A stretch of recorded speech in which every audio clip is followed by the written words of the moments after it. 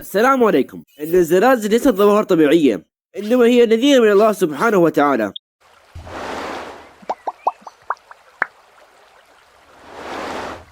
قال الله تعالى: وما أصابكم من مصيبة فبما كسبت أيديكم ويعفو عن كثير. وهذا النذير يكون تخويف للناس ويصيب الناس بسبب ذنوبهم لعلهم يتوبون ويرجعون إلى الله. قال رسول الله صلى الله عليه وسلم: يكون في آخر هذه الأمة خسف ومسخ وقتل. قلت يا رسول الله أنهلك وفينا الصالحون؟ قال نعم إذا ظهر الخبث. الزلازل والمصائب بشكل عام إذا أصابت الشخص الصالح فيكون رفع في الدرجات وغفران للذنوب، وإذا أصابت الفاسق فيكون عقاب له. فالزلازل أو المصائب تصيب بسبب المعاصي والذنوب اللي يسووها الناس.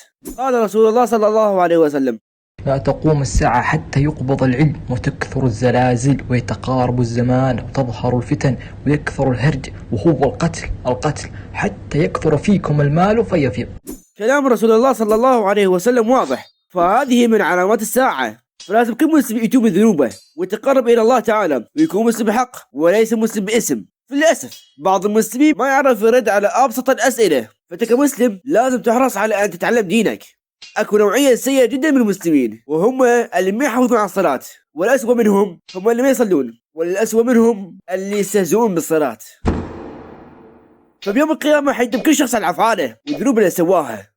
أكو ناس راح يقولون إنه الزلزال ظاهرة طبيعية وليس بسبب الذنوب، إنما بسبب أسباب طبيعية، ولا فلو كان بسبب الذنوب فلكان كل يوم أمريكا وأوروبا تواجه أعاصير وعواصف وزلازل. والجواب بكل بساطة: أولا، أنت ما بكيفك تنكر اللي ورد في الدين بسبب إنك ما فهمت. ثانيا، الله تعالى يخلق الأسباب المادية التي تؤدي للزلزال، فإذا أنت كنت تشوف إنها أسباب طبيعية فهذه أسباب خلقها الله. وترى الزلازل كانت حتى في عصر عمر الفاروق رضي الله عنه، فعندما تزلزلت الأرض تحت أقدامه في المدينة المنورة لم يقل عمر بن الخطاب رضي الله عنه إنها ظاهرة طبيعية، بل قال: أيها الناس، ما كانت هذه الزلزلة إلا عن شيء أحدثتموه والذي نفسي بيده، إن عادت لا أساكنكم فيها أبدا. فأصاب حتى عصر كانوا فيه ناس صالحين أكثر مننا، فالله يبتلي المؤمنين والصالحين غفران ذنوبهم ورفعة في الدرجات، ويعاقب الكفار والمفسدين والعاصين على ذنوبهم. وكلام الناس انه ماكو كوارث في اوروبا فكلامك خطأ. ما تدري انت عن الزلازل اللي تصير باليابان؟ ما تدري عن العواصف اللي تصير ببلاد الغرب؟ هذه كلها عقوبات من الله سبحانه وتعالى للناس، عسى ان يتوبوا ويرجعوا الى الله.